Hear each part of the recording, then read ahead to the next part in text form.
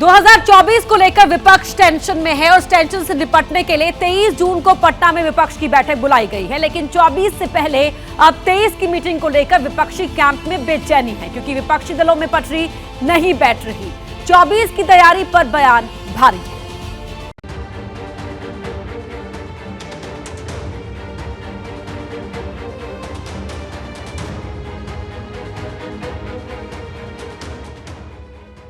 TMC अध्यक्ष और पश्चिम बंगाल की मुख्यमंत्री ममता बनर्जी, आम आदमी पार्टी के प्रमुख और दिल्ली के मुख्यमंत्री अरविंद केजरीवाल, समाजवादी पार्टी के अध्यक्ष और यूपी के पूर्व मुख्यमंत्री अखिलेश यादव। देश में विपक्षी कैंप के ये तीन बड़े चेहरे हैं, लेकिन इन तीनों की राजनीति और बयानबाजी बता रही है कि विपक्षी एकता की मुहिम आसान नहीं रहने वाली। सबसे पहले अखिलेश यादव के बयान को समझिए। एनडीए के मुकाबले मैंने कहा पीडीए और मैंने कहा पिछड़े दलित अल्पसंख्यक मुसलमान भाई, मैंने किसी को एक्सक्लूड नहीं किया है, सबको शामिल करते हुए कहा और कहा कि 80 हराओ भाजपा हटाओ।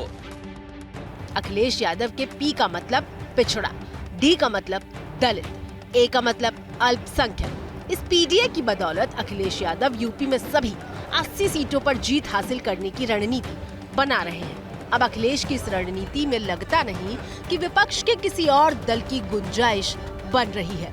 यही वजह है कि बीएसपी प्रमुख मायावती ने ट्वीट किया और कहा, एनडीए के जवाब में पीडीए का राग इन वर्गों के अति कठिन समय में भी केवल तुकबंदी के सिवा और कुछ नहीं।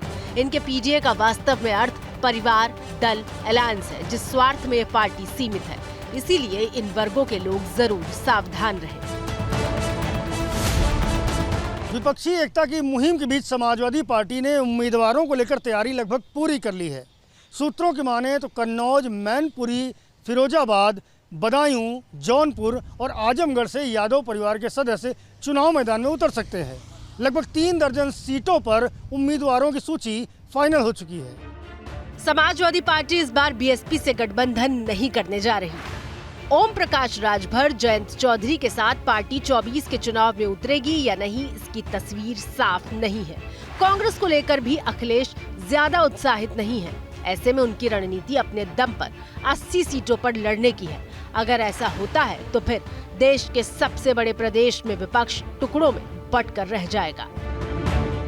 एबीपी न्यूज के लिए सी वोटर ने शनिवार को सर्वे किया था, जिसमें लोगों से सवाल पूछा गया था कि यूपी में कांग्रेस को किसके साथ गठबंधन करना चाहिए। सबसे ज्यादा 43% लोगों की राय थी कि कांग्रेस, एसपी और बीएसपी को साथ चुनाव लड़ना चाहिए। अब जरा आम आदमी पार्टी की भी पॉलिटिक्स समझ लीजिए।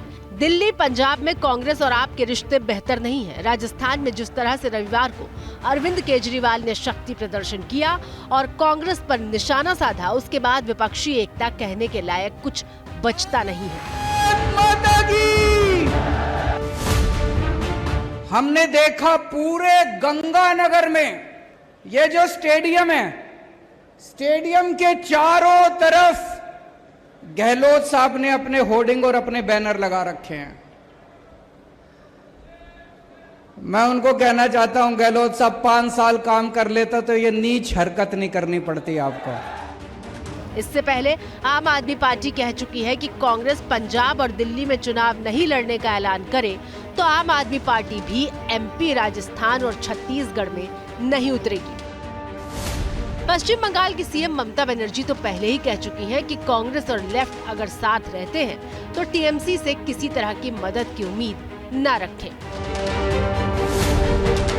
कांग्रेस অনেক রাজ্য চালিয়েছো, সিপিএম এর সবচেয়ে বড় দোসর আর বিজেপির বড় দোসর, আর পার্লামেন্টে আমাদের সাহায্য চাও, আমরা করব তাও বিজেপির বিরুদ্ধে, কিন্তু মনে রাখো বাংলায় সিপিএম এর সাথে ঘর করে আমাদের কাছে বাংলায় সাহায্য চাইতে আসবে না। पश्चिम बंगाल में ममता और कांग्रेस के रिश्ते ठीक नहीं चल रहे। लगातार एक दूसरे के खिलाफ बयानबाजी हो रही है।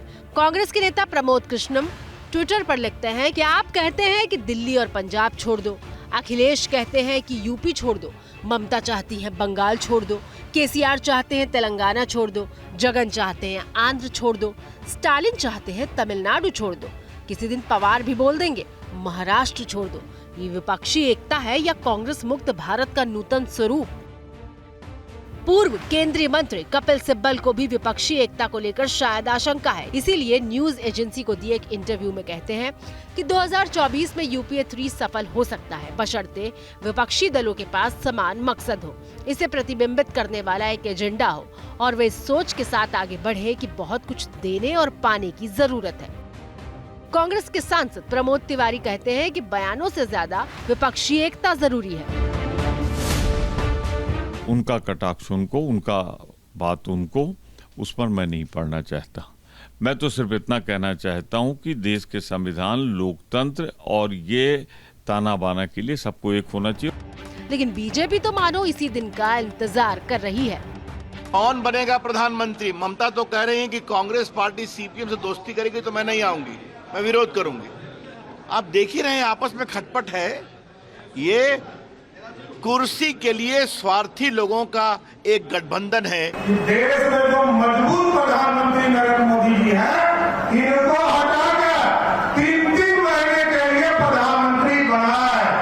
कभी नीतीश कुमार मुख्यमंत्री से प्रधानमंत्री बने, 3 महीने के लिए अखिलेश यादव प्रधानमंत्री बन जाए, 3 महीने के लिए अखिलेश यादव मुख्यमंत्री से प्रधानमंत्री का सपना देखे और 3 महीने के लिए ममता दीदी बन जाए। 23 जून को पटना में विपक्षी दलों की बैठक होनी है। 18 दलों के नेता इस बैठक में शामिल हो सकते हैं, लेकिन बैठक से पहले जिस तरह के विचार आ रहे हैं, उसके बाद विपक्षी एकता की मुहिम के लक्षण ठीक नहीं लग रहे। जैसे ही घड़ी का काटा दोपहर 2:30 पे आए, बबीता जी का दिल सास बहू साजिश के लिए मचल जाए। और ये है इनकी बहू, पूरे दिन ऑफिस की टेंशन हो जाए गॉन जब ये करें अपना फेवरेट शो फ्री टाइम पे ऑन। इनकी तरह आप भी देखें अपना फेवरेट शो अपने टाइम पर और डाउनलोड कीजिए एबीपी लाइव ऐप अपने स्मार्ट टीवी पर।